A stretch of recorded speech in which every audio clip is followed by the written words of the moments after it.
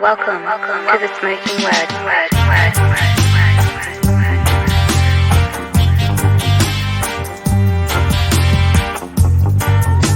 Welcome to the Smoking Word.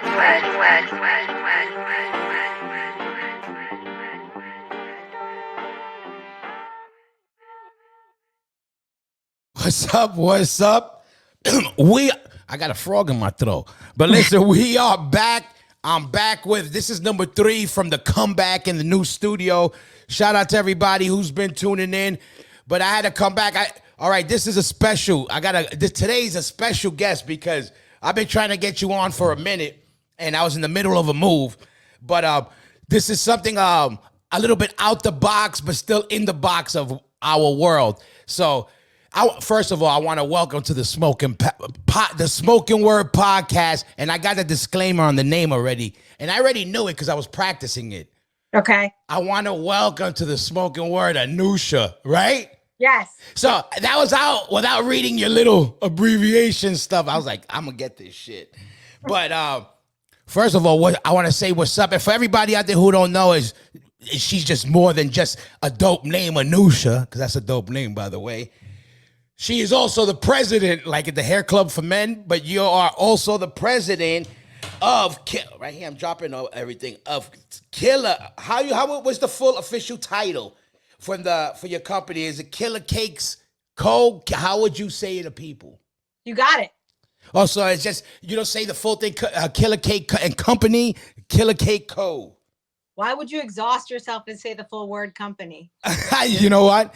You're right. It sounds more official, but for everybody out there who don't know, basically, I want to say I either seen you on the Scandalous podcast or promoting one of your products with one of the bands. But long story short, she makes some protein pancakes, and the main reason why, one of the main things that got me interested in the whole thing is a lot of people in our world, being heavy music and metal, hardcore, whatever. The old days where the whole drug addict, alcoholic, well, there's still some of those, but the later wave of people are really into health, fitness, and whatever, and especially in our world, that was considered to be a bunch of degenerates. Yeah. You were one of the first people that I seen.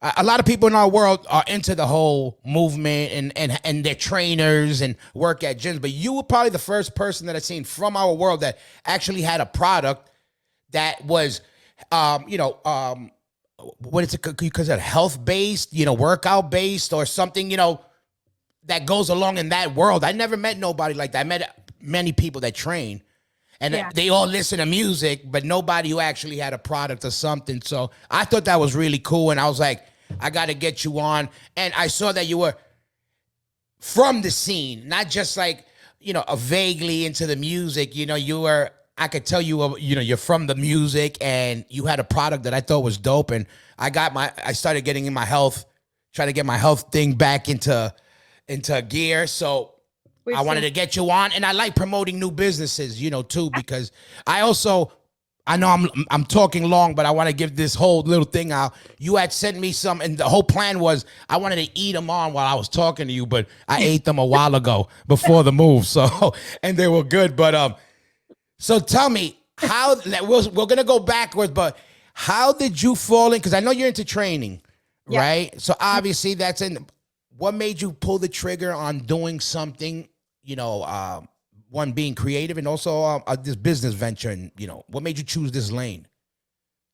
Sure. So I'm still small scale, which, to be honest with you, it's fun, and I think that people like us can relate to that because you have a lot of other things going on in your life, whether it be a second job, family, friends, whatever else, and sometimes you have a creative outlet already, but there's all these other interests that you want to tie into your life. And it's even better if you can maybe make some money while doing it. Of course. So I forever have been a weird mix of things anyway, I would say. So like I grew up athletic and I was a healthy eater. I just like healthy. Oh, you were one of them. I know about you. The healthy eater, the track star. What was your sport? Basketball. Basketball. Oh, you a baller. All right. Yeah. I'm horrible. I'm the So, worst. so I played hoops. I also played soccer, but I mean, so no, not track star. I've never been a fast runner. So All don't right. ask. I do cardio, but I'm not going to run next to anybody. So there was that. And then, and I always like to cook. And so I started, and, you know, it wasn't really until later on that I was playing around with recipes that I'd seen online. And then I'd take parts that I'd like, and then I'd essentially like cut it into a much more healthy version. And then I would keep messing with it until it actually tasted good and was good for you. And there was the chunk for like a good couple of years where I was also tracking macros pretty seriously, so I would also count that. And so I came up with a few different kinds of recipes that were really popular amongst friends, especially friends at the gym that were also lifting. And the lifting part didn't come till later on. That was just like, I would just go to the gym and be on the treadmill, whatever, you know, like after team sports, when you're older, you do some boring stuff, whatever keeps you active. And then I happened to find a CrossFit gym by my old house. I'm from DC. I'm now living in Baltimore, but found a gym, tried it out. And what I really loved the most was all the barbell movements. So I started training Olympic weightlifting. So now that's what I do, is like my main training is Olympic lifting. And then I just do some random cardio stuff on the side. But I was a vegetarian for so long that it was really hard for me to get a lot of protein. And there was days after being in the gym that I would just feel so beat up. So I tried to incorporate that into some of the like baking and cooking I was doing. And then from that just kind of came a couple things, muffins, and then these protein pancakes. And so it kind of just became popular amongst like friends and people at the gym, and the products, I mean, the ingredients were expensive. So people were, you know, offering to just pay for me to like make some batches of mix. And then Gotcha.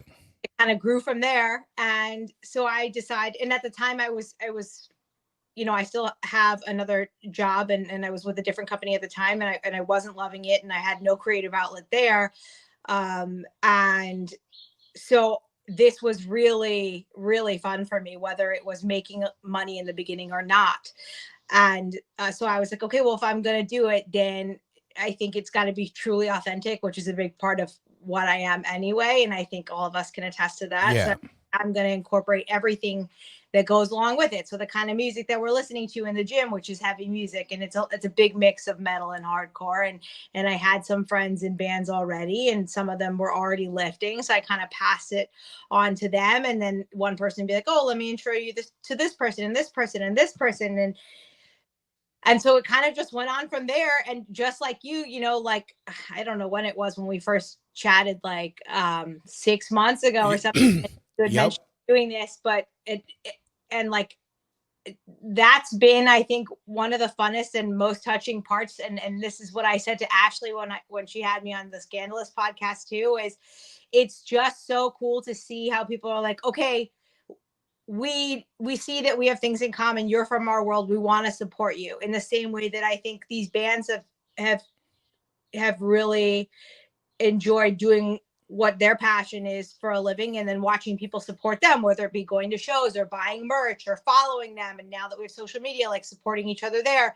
So it was so awesome to see people doing the same for me. Obviously friends and family, but a lot of them are not in there. I have a big chunk that, you know, don't have the same music taste as me. Yeah. So there was some additional people that were more of acquaintances that just kind of flooded in. We're like, wow, this is really cool, and we want to help and we want to be a part of it.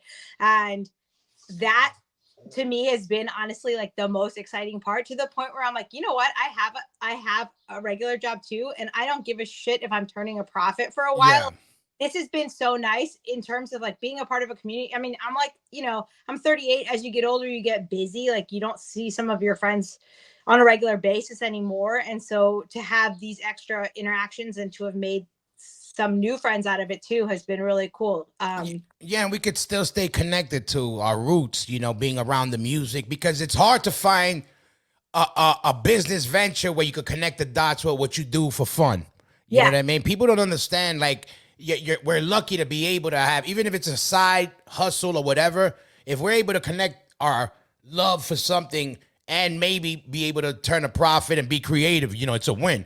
Same thing with the podcast. It was a way for me to keep my name in the mix, promote what I had to promote. Nobody's paying me. We do it to it supports the movement and the movement supports back. Well, that's what we kind of go for. You know what I mean? No, it really does though. Yeah, for sure. And what works is, again, like me running into you, seeing you on the podcast and seeing you in the same world. But this is what people got to understand. A lot of people, the guys in the band, in general, I'm just going to take this for an example. The guys in the band want to be the athletes. The athletes want to be the guys in the band. The guy, you know what I mean? The guy in the band wants to be the CEO of a company. The CEO of the company wants to be the guys. It's just, that's why people are more, sometimes people think when they're dealing with musicians and stuff, like their job may not be like exciting to that person because it doesn't have to do with a stage or a spotlight, but it doesn't work that way. When we, like, again, I saw a product that I liked and I could connect the dots to somebody who relates with the music. I said, oh, they get it. Now they'll understand, okay, blasting music, okay, certain terminology, ways of talking, ways of thinking, ways of dressing, all that, you know what I mean? Gym codes. There's a lot of bullshit. Gyms could be like high schools. You know what I mean? Yeah. So it's good when I see it now. I see a guy with a metal shirt. I don't look like a metal hardcore guy. I don't really wear the gear, but I see them and I always feel good. Like, all right, there's one of us there. So it's like, okay. So the grass is always greener on the other goddamn side. That's so you're right about that. But yeah, the gym thing is very true. And I think even since moving to Baltimore, so I actually have two gyms because one is better in terms of platforms for lifting. And then there's just a regular gym that's like a block from my house, which is so easy. So I go there as well. And it's so funny compared to DC, like any given time that I'm in there, it's maybe like at least a quarter of the gym is wearing either hardcore band t-shirt or death metal tees, and some of them still, it's like, you got to be some sort of expert to read some of the. Oh yeah, the Sanskrit. Yeah, you got to know how to read Sanskrit, Braille, whatever. I can't read. I know I'm old. I wear glasses as it is. Now you want to go crazy. So I can just see from afar, and then I'm like, okay, it's cool. We're all. I could tell, and sometimes you want to walk by and be like, hey, what are you listening to? Like, share your playlist. I do the same shit. I went by a guy. He had a old school hardcore shirt. It was this old band. What was that? Chain of Strength, an old straight edge band. And I was at a food spot, and I walked by him. I said, nice shirt. He goes, yeah, it's a band. I said, oh, cool. He thought I was like, and I'm like, but I love it. I love being incognito in a way. But to me, not just metal. Like when I say metal, I'm talking about even the people that are into the underground metal and the hardcore and that like the real gritty stuff. When you see somebody that has one of those shirts or a look that okay, they're really about that life. It's like a superpower. I always say it's like you look at each other walking by, you could almost, what they're thinking, how you could approach them and talk to them. Because, listen, if you see somebody with a Slayer shirt's very vague. Now you see somebody with maybe like, agnostic front shirt, a Cro-Mag, it's a little bit more, okay, they're a little bit, you could kind of narrow mentality, styles of thinking a little bit more and be like, relate. So I always see it as a superpower. And I thought it was cool, again, when people that we come from the gutter, but we're starting to do things out the box. Like, like doing shows, being promoters, running clubs, businesses, because a lot of people associate heavy music and whatever just being like a little kid music, it's very youthful, but they take it almost kiddie, you're into heavy metal, you're into hard, and they almost look at it as like on some kid shit, and it's like, we are the people running companies, we're the people, making the music, owning the companies and doing all that stuff. So I try to back it whenever I could back it, Of course. And I think, to me, I don't really, and I'm not really a drinker. I mean, it's every time, once in a while, I have like an occasional drink, right? And as you get older, it's not like you're really doing stuff out, like going out late, and it's hard to even make plans with people that you're super close with because everybody's got so much going on. But one of the things that I do really look forward to and that I do in terms of outings is going to shows. So it's nice.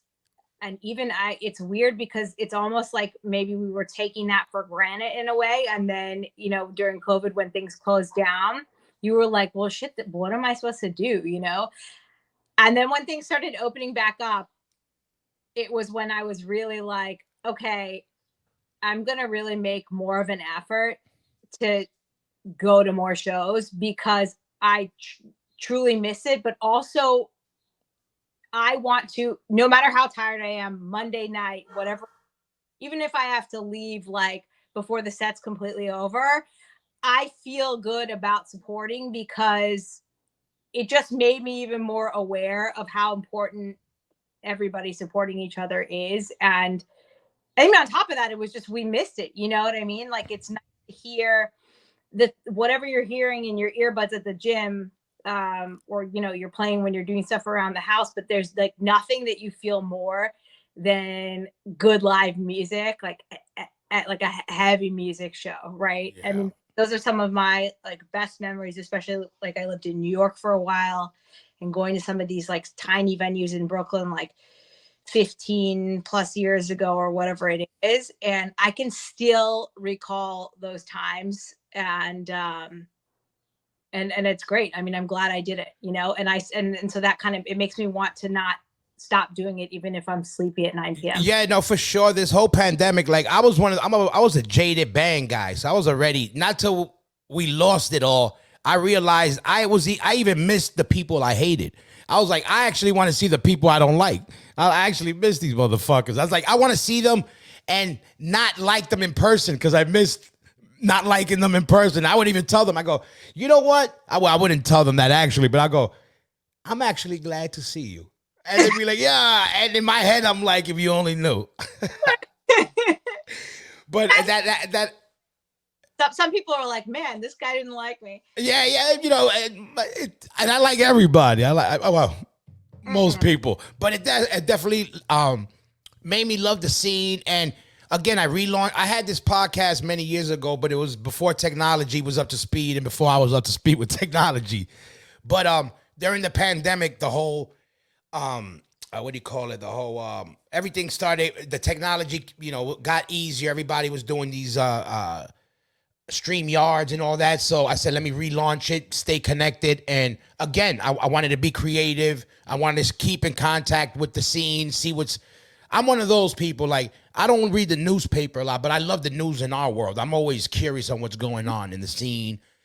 Who's playing with who broke up, who's going on what tour. Like, I'm still a fan of the scene like that. And just what the scene could do, because and heavy music in general, it gets props, but it's still got a long way from, it should be up there with hip hop. You know what I mean? In some ways, like because it's the same underground kind of music. It's just not as easy to take down at first. Yeah, and I used to know more of underground hip hop when I was younger and like in high school and all that. I mean, my music taste. I grew up on hip hop and R&B and including heavy music. Go down there where you was all that go shit, right? Go is big, yeah. I remember. I don't know if you know 930 Club in DC, but I remember played there a couple times. Yeah, at least like once or twice a year, the Roots would play, and I remember no matter what, it was like a tradition. Me and my friends would go see the Roots, and those are my best memories. And I think as I got to be a teenager, I was obsessed with like Eminem. I've seen Eminem live so many times. I went to college in the Bronx. I get to college, and when you're a freshman, they just pair you up with a random person, and she was from Long Island, so she got there before me. So I guess she had, like, I hope this girl's college dorm small. The thing is big. I walk in, she's already there. She's already set up. I've got my Eminem poster, my I don't know what else, like ready to go to decorate the walls. I walk in, she's got SpongeBob SquarePants, purple. Okay, and look, I don't want to disrespect SpongeBob. I don't, but it was. I was like, huh. Well, I wonder how this is gonna work. So I was like, you know what? All right, unroll this. I put Eminem above my bed. We weren't friends, but we got along just fine. But yeah, that was, and then but I like all kinds of stuff, and including a lot of soul. Like, I was one of the most bummed out things for me was when Amy Winehouse passed away. I was such a huge fan. But she's like, yeah, forever be one of the greats. Like, John Legend is incredible. My first concert ever in life was Lauryn Hill. Oh, wow. That's good, though. That's a big concert. The Miseducation tour. And this is actually, I kind of like this fact, but the opener for her was Outkast because they weren't big enough. Wow. Yeah. I remember they would go on tour. That whole crew would go. That Goody Mob crew, Outkast, all those. Wow, yeah. So yeah, I have so many good music and show related memories that it's going to be a part of me forever. So it's exciting to kind of incorporate that into the side gig that I've been doing now. And so I was like, if people don't understand it, then that's okay. It's they don't have to. Yeah, exactly. Let me ask you this, because I know you said you were an athlete, and I know how athletes and music connect. That's a big thing. Athlete. What were you listening to before you played? So did you have a preference? I should ask. I mean, I'm no pro. I feel like that's like a pro athlete thing, right? Like their earpods, because that's like it's their profession. For us, because I wasn't good enough to play in college, unfortunately, but high school athletes, especially as a female, like you're with your friends on the team, and yes, you take it seriously. We were athletic, but we were also friends. So I can't really remember, but it wasn't, and it also wasn't a time like, that's Walkman time. Like I'm not having those. Yeah. You know what? I never thought about that. I never thought about that. Like the whole listening to music. If anything, it was at the park with somebody, the radio, but yeah, you didn't have the metal to the little foam that barely stood on your ears. Horrible. The worst. So one thing that we did do was, and I'm sure you remember this, is like when you record stuff off the radio, right? So you like take an empty cassette tape and you record the songs you like. And so sometimes I remember I would make like a mix cassette that way. And then we would play it on the boombox and just put it on the side of the court as we were warming up. And usually that was kind of like whatever would appeal to the masses, right? Yeah, so on the radio. Yeah, radio stuff. Yeah, for sure. That would usually be like hip hop hits from like the 90s and like into like early 2000s. But yeah, no, there was nothing going on in the earpods. In the gym these days, I'd say like. That's what I was about to say next. Now, fast forward. Now you're moving metal. So what? Since you're moving metal, what are you playing? I know you're a Hatebreed girl. Because I remember, shout out to Hatebreed, because that's look, I always loved Hatebreed, but I wasn't a Hatebreed fanatic. Like, they're my boys since forever.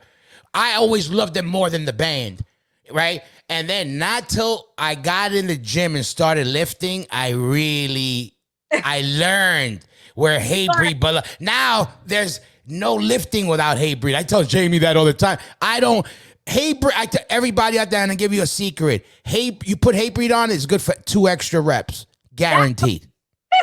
Okay, so Chris Beatty, their bassist, is a friend, right? And that's what I told him. I joked because now he started his like a coffee line, yeah, Perseverance Brew, which is actually a shout out. Shout out to Beatty. That's my man right there. Hell yeah. I call Connecticut, New York North, where they're at, because they're Yankee territory still. But shout out to Beatty and the Hatebreed family. That's family right there. So if you haven't had Chris's coffee, it's actually good. I suggest you guys all go order it. He probably has a link up on his Instagram somewhere. But yeah, I think there's been a couple times where I'd have had a heavy lifting day, and I would send him a text and be like, I had to put on concrete confession. But so there is no, yeah, you cannot touch a heavy barbell without some hate breed at some point. You know what I mean? I'm not even joking. Like, I swear on my life, when I'm doing my heavy lifts, I'll forward, and most of my gym thing is mostly hate breed anyway, because I was like, to be a meathead, you got to listen to the meatheads, and then the top meatheads out there, that was made to move metal. You know what I mean? And I really learned that. And I'm like, this motherfucker's talking to me while he knows I'm trying to move this. And what he's telling me is making me move this. 2 extra reps. Hate breed is good for 2 extra reps, guaranteed. But I know you listen. So you listen to so you do listen to stuff though when you're working out now, right?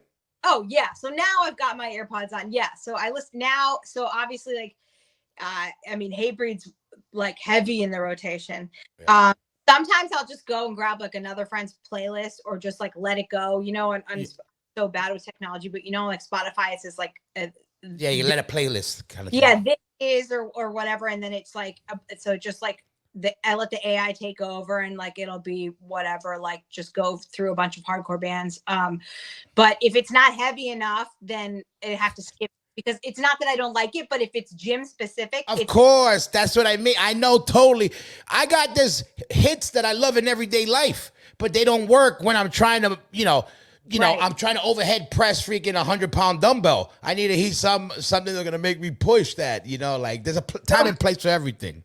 And even this is funny because in my old gym, and people make fun of me for this, but I'm also a big Tool fan. I love Tool.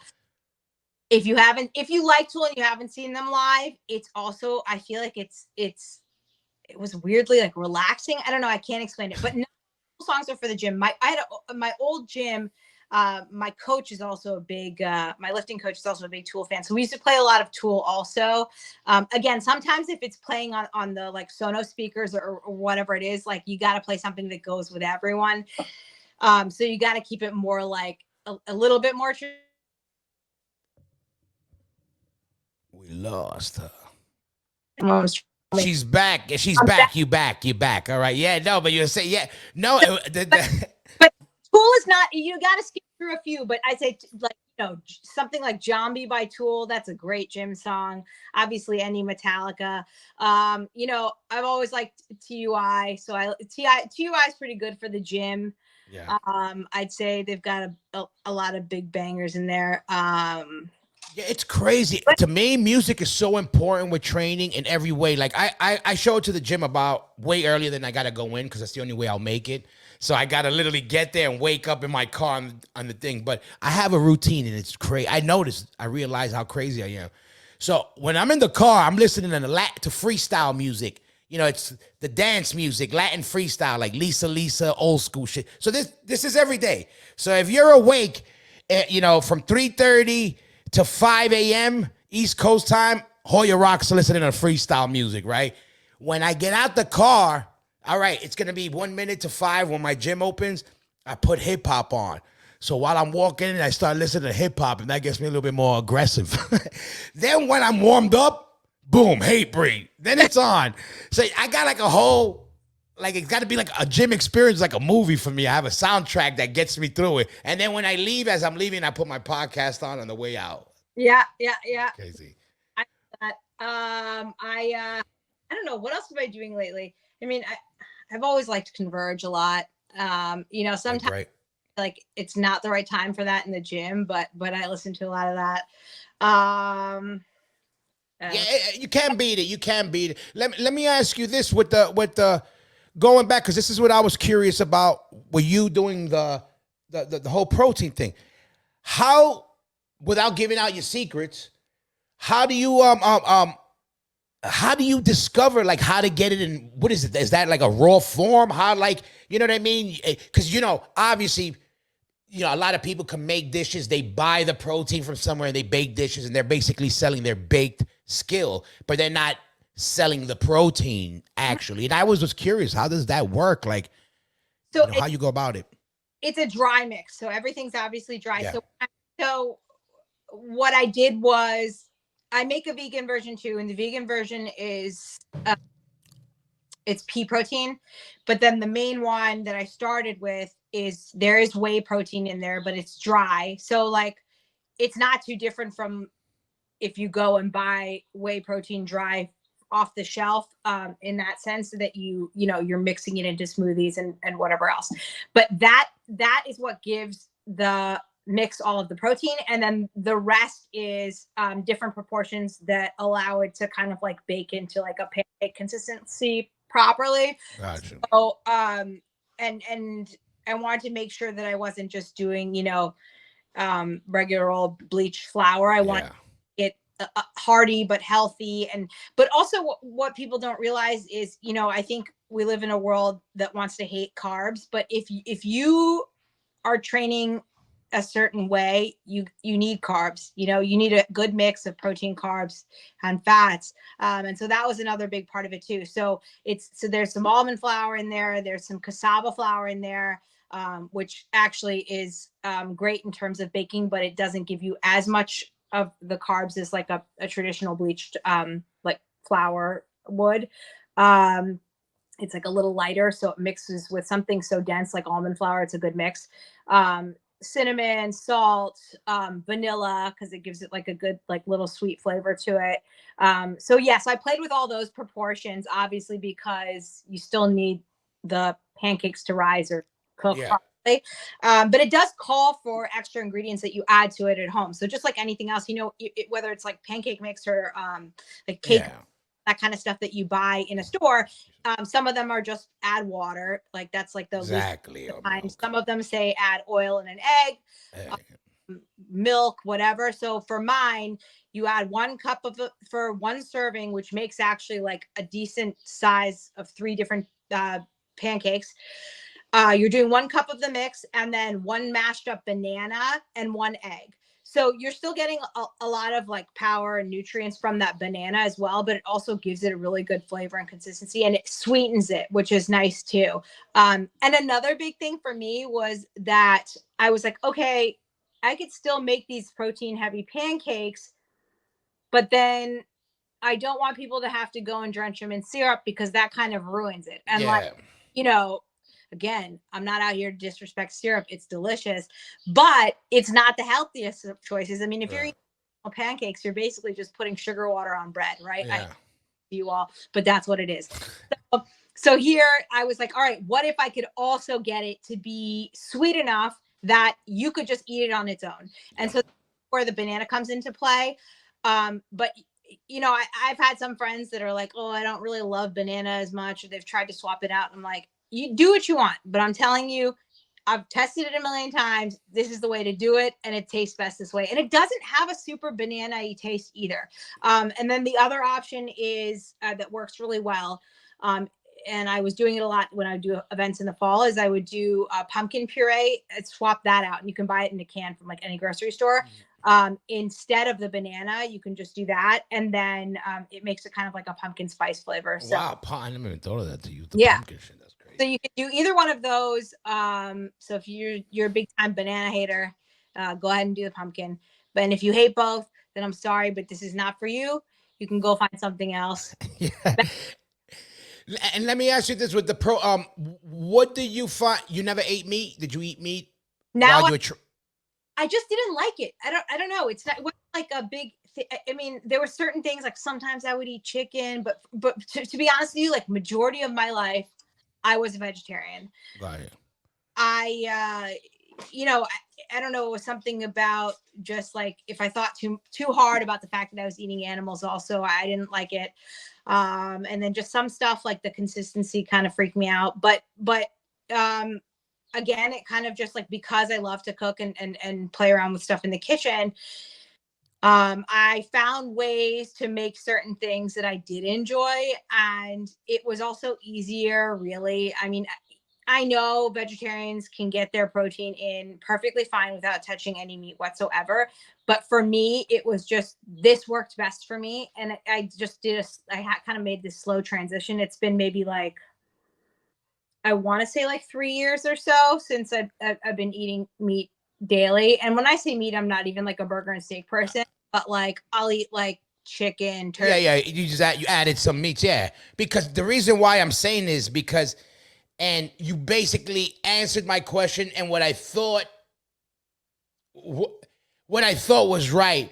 Not that it cannot not be done, but I know there's a big debate with training, protein, and not and animal proteins and other proteins. In the in the gym world, that's the big thing. Like a lot of people, if they're vegan, they're using the vegan stuff and just in general, I mean, obviously, if you're vegan, that's your preference. You're gonna go with the vegan stuff. But I know there was always a lot of talk because I know people that aren't vegan that are just, what's the best thing to take in general.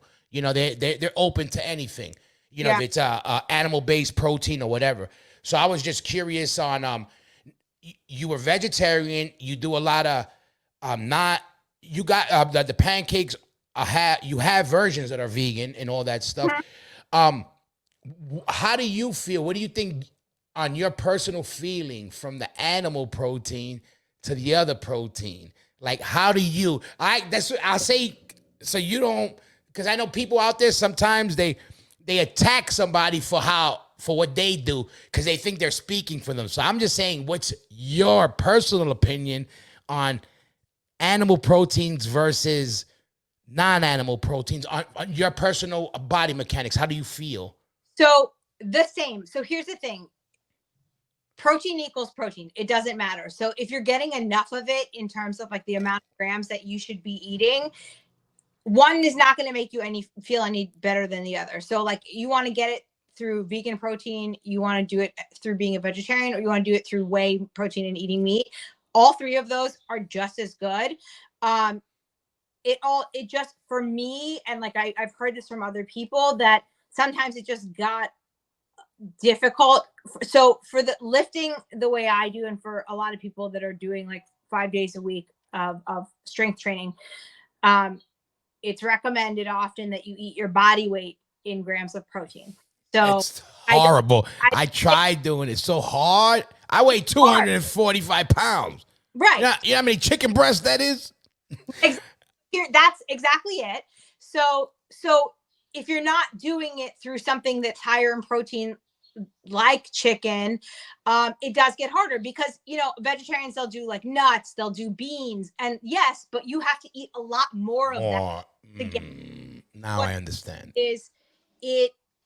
It fills you up more, and like sometimes it can mess with your stomach. It makes you feel bloated. Like you are too full to keep eating all of it. There's a lot of things really. So that's where it gets kind of difficult. And you don't also want to be eating all of that in shakes either. So it's not like you can be like, okay, well then I'll just skip all that stuff and I'll eat 100, like, me, I weigh 135 pounds. So, I'm not supposed to be drinking 135 grams worth of just shakes, but there's lots of other ways you could do it, like Greek yogurt. Yeah, for sure. Cottage cheese. I know some people think that's disgusting, but like it's actually kind of good if you do it the right way. Oh, that's a hard one for me. That's old school. Cottage cheese and a melon. That's that. I know you like Arnold, and that's that Arnold shit. That's like let me eat 50 eggs, cottage cheese and a cantaloupe, and like a steak. But you know what? But that's him. It's like, that's the thing is, it's everyone. But for me, like those are things that I like. So I don't mind. But you kind of just got to be like, all right, this is a list of all of the things that I actually like and don't mind eating a lot of. And then you kind of play with the numbers. Yeah.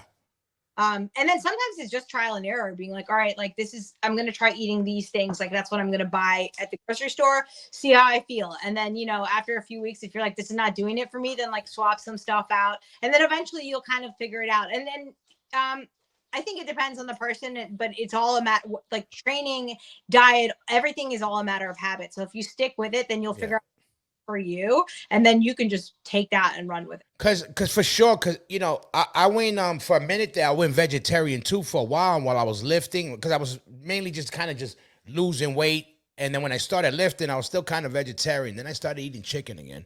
Mm-hmm. I felt better when I started eating meat. I don't eat a lot of meat, red meat. I mainly eat chicken, turkey, and fish. Mm-hmm. But I did feel lifting wise, like.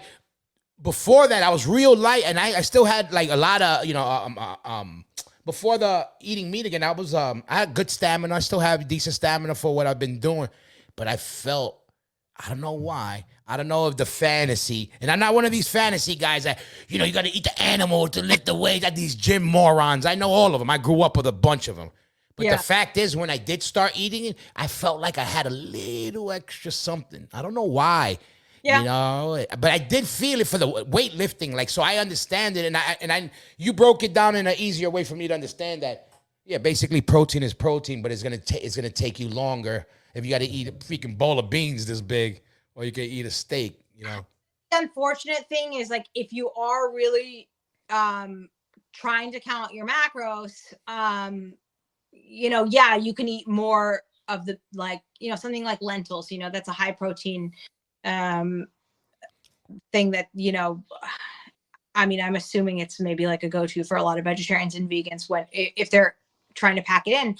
But even that, then the amount of carbs that you're taking in will immediately go up, right? Because there's a lot more carbs in something like lentils or any kind of like legumes, really, compared to something like a piece of chicken. So if you're trying to keep track of your macros and stay within your budget in terms of like whatever carbs you're allotted, and fat, because, you know, then the fat can go up too depending on what you're eating, then once again, it's kind of hard. It's like you're doing a goddamn puzzle. But yeah, like you did, you kind of just have to like mix up your diet, see what makes you personally feel best, and then just go from there. You know, I mean, the good thing is, that's why I like what you did with the pancake thing, because, you know, that's the struggle when you're playing the protein game, is getting that amount of protein in. And, you know, as good as I love, nobody loves chicken more than me, but you eat chicken, you know, it gets to a point you don't even taste it. You know, it's like, okay, already. Then it's good, you know, and then you have the sweet tooth. And it's good when you could get something to soothe your mind and also still get what you need to get in when you're playing the protein game. That's why I think there's also a big market, more now than ever, with the cupcake protein. But, you know, at first it was everybody making the bars at home, very simple style. But then people started really going in with the donuts and doing, which a little bit more decadent, but you could, if you stack it with protein, it's fair game. You know what I mean? Like, you know, nobody wants McDonald's, but if you got nothing to eat, you take that piece of meat if you have to. You're going to get some protein out of that. What, those mealworms, whatever you want to call them. You do what you got to do if you're playing the protein game. You know, that, because when you're tracking, I've seen guys do the craziest shit that are, you know, to stay on. I'm like, they're not even on pros, but they're insane with it. You know, however they got to do it, they get it in. So I get it. And Adam Blake from H2O, shout out to Adam Blake. He had me at one point when I was playing around with diets, eating my body weight in protein, and that shit was impossible. And I'm an eater, and I was like, I can't keep up. My jaws hurt. No, but it's not easy, and then you start to feel kind of grossed out. Yeah. Eating the same thing over and over. And there's some people that just don't care, right? Like for you and I, it sounds like we like food. Like I want whatever I'm eating to taste good. There's other people that don't care. And I've seen plenty of friends that are like, I just eat chicken or like ground turkey, rice, and broccoli. And that's what they eat every day. And I'm like, if that works for you, that's fine. But I damn sure can't do it. I fucked up because I'm one of those people, right? But I'm good for one. I could quit anything and I'm good. The minute I start back, it's a wrap. So I was good. I was eating like clockwork and I was content. I was like, I'm a creature of habit. I'm good. And then when I started eating the chicken again, oh, forget it. You know, now you can have roasted chicken breast or you know, a stewed chicken breast, chicken and rice, chicken and forget it. And then let me throw in a piece of meat once. So, and then you know how it goes from there. And then it's like, I mean, there's ways around that too, right? Like if you like hot sauce or something, just put it on there to change it up. But yeah, exactly. It's the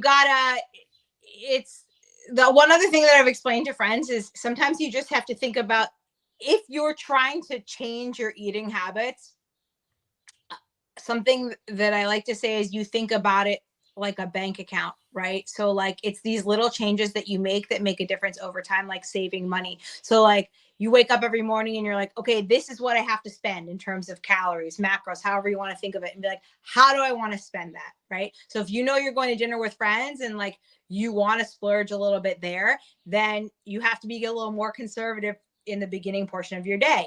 And I'm not saying that's fun or easy, but if you do it enough, you get used to it. And then when you start to see the changes that you wanted to see over time, that's when you're really like, it just like saving money, when you're like, oh shit, like all of a sudden I've got 10 grand in the bank. I did that. Now let's see if I can hit 20. Right. So you're like, I lost 5 pounds. Now let's see if I can lose 10. Yeah. And so that's it. And so it's all about habit, and it's all about thinking about it that way. Exactly. I try to tell people health is a slow burn. You know, people, you know, if you could just get it in your head and take your time with it, you know, like anything, you know, you work at something, you'll appreciate it more, you know, you'll dig in more because you're like, man, I busted my ass. I did this far, and you working that hard for it. That's the discipline, you know, that's what's training you to, you know, say I could do it. You lasted 6 months. It showed you could do another 6. So that's, you know, that's the good part of that. Like if you could, you just got to get there. That's what I tell people. You just got to get there, you know, get your food together and your habits right. And that's the thing with the food thing. It's hard, but nowadays there's more like people like you putting food together, making it a little bit more fun and a little bit more appetizing than the old health foods from the old days, you know. Now, you know, and again, and people could also be supporting the movement. People, I think, especially our world, there's a lot of people into lifting and all that stuff, and so I think it's great. And what's your plan? What would you like to see from your company now forward right now? What you want to do next? You did a couple. Are you trying something new? A cupcake? Are you trying a new flavor? Are you trying something new? Are you trying a new business? What are you doing after this? So what's been, I think, the most fun is doing events, right? So whether it's be, you know, doing food for bands at shows or being a food vendor. The next thing I have coming up is in 2 weeks. Baltimore is doing, usually every year Baltimore does or Maryland does the Maryland Death Fest, so a death metal festival. So they put a pause on it. And then this year they started this huge fest called Hell in the Harbor, which is going to be awesome. It is in 2 weeks. It's 90% sold out. So if you are interested, everybody get your tickets. But I'm going to be a food vendor there.